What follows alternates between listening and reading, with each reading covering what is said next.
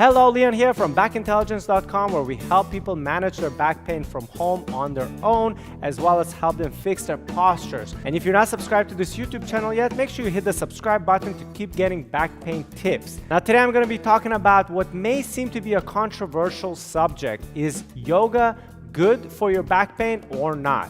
Well, the answer is complicated. It's a yes and a no. I'm going to give you some research behind it, as well as I'm going to give you my own personal opinion about it. So let's look at some research first. This study here suggests that the practice of yoga can decrease pain and increase functional ability in patients with chronic low back pain.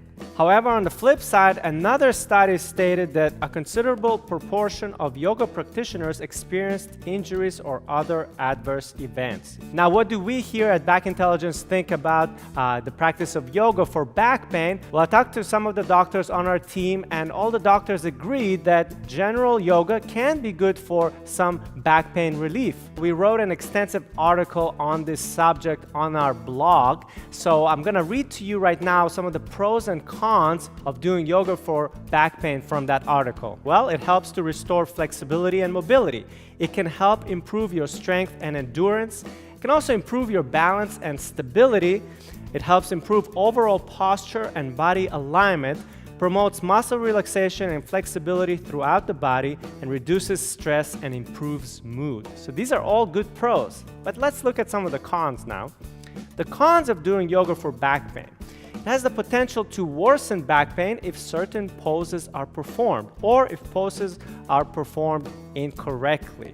It's essential that you find an instructor that can modify poses as necessary for any back issue that you have, example, disc herniation or impingement. It has the potential to cause injury with a lifetime prevalence rate of 21.3%, according to one study, with the most injuries being in the musculoskeletal system in the form of sprains and strains. A lot of poses also require flexion of the spine, which is forward bending, so when you do things like this, and this could be problematic for people with disc problems. Sometimes it's not specific enough for your back condition or posture dysfunction. So as you can see, there are plenty of pros and cons. Now let me give you my own personal opinion. I've done a lot of yoga myself over the years, and in general, I enjoy it, and I think it's a great form of exercising and stretching. But I do have some issues with it. The biggest issue with doing some general yoga classes is that you could be making your condition even worse. So if you have a specific back condition or a specific postural dysfunction, you could be doing poses in the yoga class that are making it worse or are not helping at all for your specific condition. So for example, if you have a herniated disc or a bulged disc or sciatica, usually forward flexion type of exercises, which are done a lot in yoga, they're going to make things worse for you and create pain. So, you could still do that yoga class, but maybe modify those flexion exercises. So when I say flexion, I mean bending of the spine forward. That's what I mean. When they make you touch your toes and round your spine, that's terrible for people that have bulging and herniated discs. So if you're taking a class that requires you to do a lot of that, maybe don't do it during that time, or modify the position to something else. Or when you bend down, keep your spine straight, okay? So you can definitely keep doing the yoga classes, but make sure you understand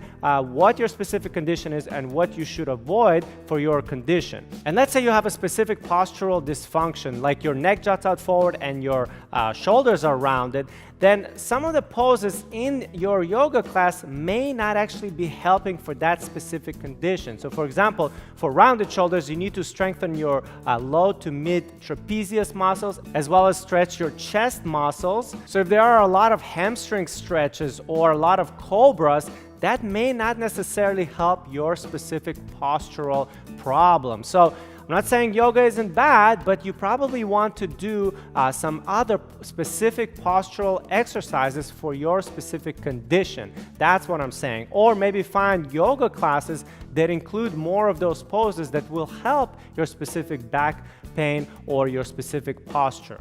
One more thing to keep in mind, whatever exercise or stretch or pose you're doing in your yoga classes or Pilates or any kind of training that you're doing, The technique is what really matters. So for example, if somebody gives you a very simple neck stretch and they tell you to put your hand here and bring it to your shoulder, and what you're doing is you're hunching your whole body like this and you're twisting yourself, you could make things worse in other parts of your body by doing a simple neck stretch. So whatever the yoga pose is, again, and I talked about it before, if you're bending forward, if you can keep your spine straight while you do that instead of rounding it, that's going to go a long way from hurting your back. In general, any yoga pose that you do, make sure you understand how to do it properly so it doesn't put a lot of strain on your muscles and ligaments. So again, yoga can be great, but if you have a specific back pain condition or a specific postural condition that you want to address, make sure you're also doing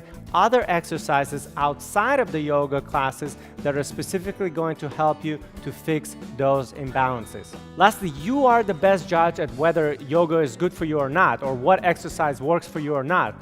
Try a yoga class, and if it helps you, great. If you feel pain every time after you finish yoga, then you know there's something you're doing there that's not helping you at all. I'd love to hear from you. Leave a comment below. Let me know, are you practicing yoga right now? Does it help your pain or not? Yeah? And also make sure you like this video if you enjoyed it, as well as share it with a friend. Also, if you'd like to get 3 exercises to fix your forward head posture and rounded shoulders, we'd love to send you these step-by-step videos.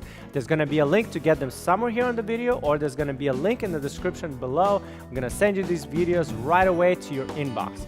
Otherwise, see you next time.